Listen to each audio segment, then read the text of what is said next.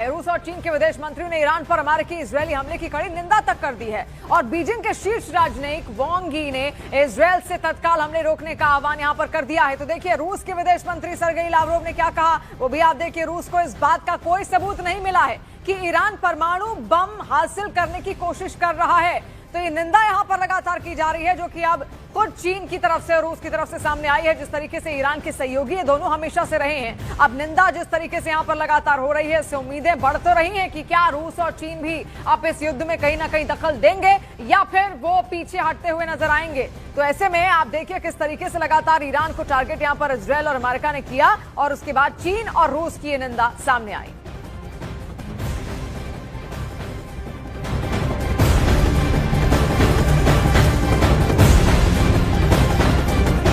और देखिए ट्रंप ने जो 4 हफ्ते की टाइमलाइन दी, उसका मतलब क्या है? क्या अमेरिका ने अपना कोई टारगेट मिस कर दिया है या वो ईरान युद्ध को किसी फेज में लड़ने वाला है? क्या ये जंग ईरान को न्यूक्लियर ताकत बनने से रोकने के लिए है या असली लड़ाई हॉर्मुज पर दबदबे की लड़ाई है?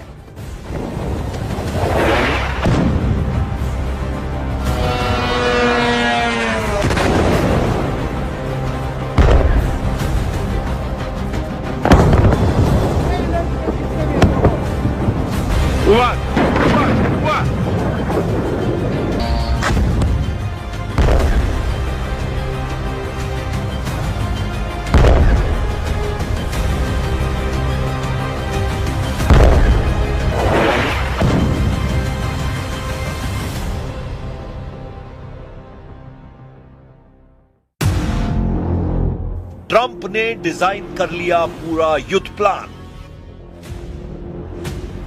चेंज रिजीम या एक्टिव होगा न्यूक्लियर प्लान। जंग के चौथे दिन ईरान की राजधानी तेहरान फिर धमाकों से दहल गई। अमेरिका के मिसाइल अटैक के बाद तेहरान के आसमान काले धुएं के साए से सहम गए। पलटवार करते हुए ईरान ने खाड़ी में अमेरिकी ठिकानों पर मिसाइल और ड्रोन से टारगेट किया।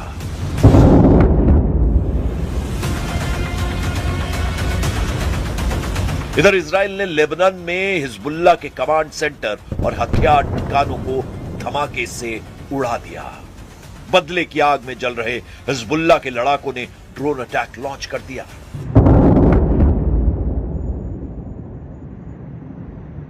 We have the strongest and most powerful by far military in the world, and we will easily prevail.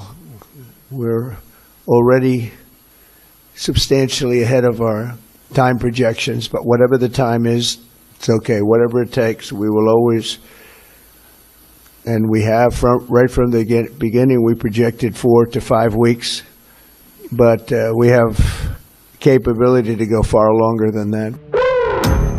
क्या ट्रंप शुरुआती हफ्तों में मिसाइल और एयर डिफेंस सिस्टम को तोड़ेंगे? क्या अगले हफ्ते B-2 बॉम्बर और कैरियर एयर स्ट्राइक का फुल डिप्लॉयमेंट होगा?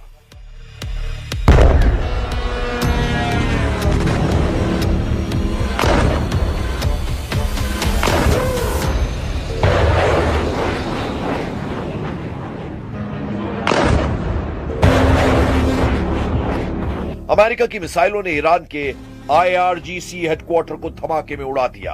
धमाका इतना जोरदार था कि आसपास की इमारतें थर्राने लगी। इलाका ईंट भट्टी की चिमनी से निकलने वाले काले धुएं से भर गया। अमेरिका के टारगेट पर ईरान की मिलिट्री बेस और सैन्य ठिकाने थे। ट्रंप बार बार कह रहे हैं कि वो ईरान को परमाणु ताकत नहीं बनने देंगे। खामनेई की मौत के बाद अमेरिका ने ईरान के नतांज में परमाणु साइट पर मिसाइल दागी। सवाल यह है कि क्या वो फिर नतांज जैसे परमाणु ठिकानों पर वार करेंगे? जून 2025 में इसी ठिकाने पर अमेरिका ने अपने बॉम्बर से तबाही मचाई थी। एक बार ये ठिकाना फिर ट्रंप के टारगेट पर है। Ensuring that the world's #1 sponsor of terror can never obtain a nuclear weapon. Never going to have a nuclear weapon. I said that from the beginning. They're never going to have a nuclear weapon. They were on the road to getting one legitimately through a deal that was signed foolishly by our country. And finally, we're ensuring that the Iranian regime cannot continue to arm, fund, and direct terrorist armies outside of their borders. और देखिए, America के राष्ट्रपति Donald Trump ने Iran के supreme leader Ayatollah Ali Khamenei की हत्या के बाद पहली बार खुलकर कहा है कि उन्हें इस बात की फिक्र है कि ईरान में नया नेता भी अमेरिका और उसके हितों के लिए उतना ही मुश्किल या उससे भी बुरा साबित हो सकता है। वॉशिंगटन में जर्मन चांसलर फ्रेडरिक मर्ज के साथ मुलाकात के दौरान जब ट्रंप से पूछा गया कि ईरान को लेकर उनका वर्स्ट केस सिनेरियो क्या है, तो उन्होंने कहा कि सबसे खराब स्थिति यही होगी कि इतने बड़े ऑपरेशन के बाद भी ईरान में वैसा ही कोई नया नेता आ जाए। वहीं उन्होंने प्रिंस रेजा पहलवी को सत्ता सौंपने के विकल्प को खारिज कर दिया, जबकि उन्होंने यह आशा जरूर व्यक्त की है कि वो ईरान में एक ऐसी सत्ता चाहते हैं जो अमेरिका का समर्थक हो और उसकी शर्तों को माने। 28 फरवरी को अमेरिका और इजरायल ने ईरान पर बड़ा सैन्य हमला शुरू किया था, जिसके बाद ईरान ने इजरायल और मिडिल ईस्ट में अमेरिकी बेस पर कई हमले किए।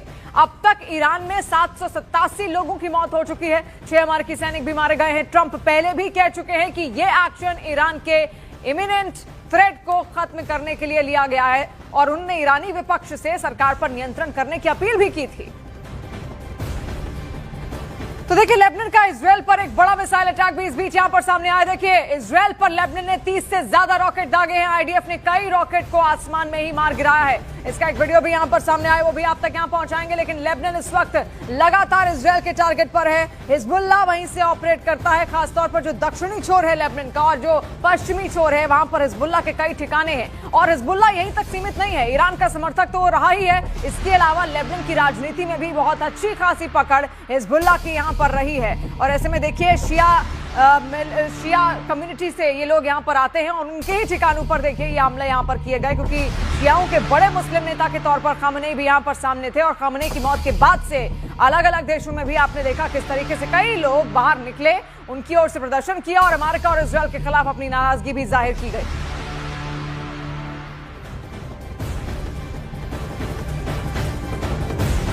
और देखिए, ईरान की राजधानी तेहरान पर हमले और ज्यादा तेज हो गए हैं। इजरायल ने तेहरान पर भीषण बमबारी की। इजरायल के हमले में तेहरान में देखिए भारी तबाही इस वक्त मची है। तेहरान ईरान की राजधानी है और तेहरान पर सबसे ज्यादा अटैक, क्योंकि तेहरान में बहुत बड़े बड़े सरकारी दफ्तर वहां पर मौजूद हैं। जो बड़े उच्च अधिकारी हैं वो तेहरान में ही रहते हैं। इसके अलावा वहां पर कई सारे मिलिट्री बेसेस भी हैं। और ऐसे में कोई भी देश की राजधानी आप जानते हैं किस तरीके से सबसे ज्यादा महत्वपूर्ण उस देश के लिए होती है। यही कारण है कि इजरायल बार बार तेहरान को टारगेट कर रहा है। हालांकि वहां से कई लोगों को शिफ्ट कर दिया गया, लेकिन उसके बावजूद भी वहां का मंजर आप देखिए, खतरनाक मंजर। इस वक्त लोगों में भगदड़ और लोगों में इस बात की आशंका कि कब कौन सा बम, कौन सी मिसाइल आकर उनके ऊपर गिर जाएगी और उनकी जिंदगी तबाह हो जाएगी। आप देखिए, रिहायशी इलाके वहां पर खत्म कर दिए गए हैं, लोगों के आशियाने इस वक्त नष्ट कर दिए गए हैं। और ऐसे में लोग खुद को महफूज रखने के लिए इधर उधर भागते, दूसरे शहरों की तरफ भागते हुए नजर आ रहे हैं। जिसको जहां जगह मिल रही है वो वहां छिपता हुआ दिख रहा है। یعنی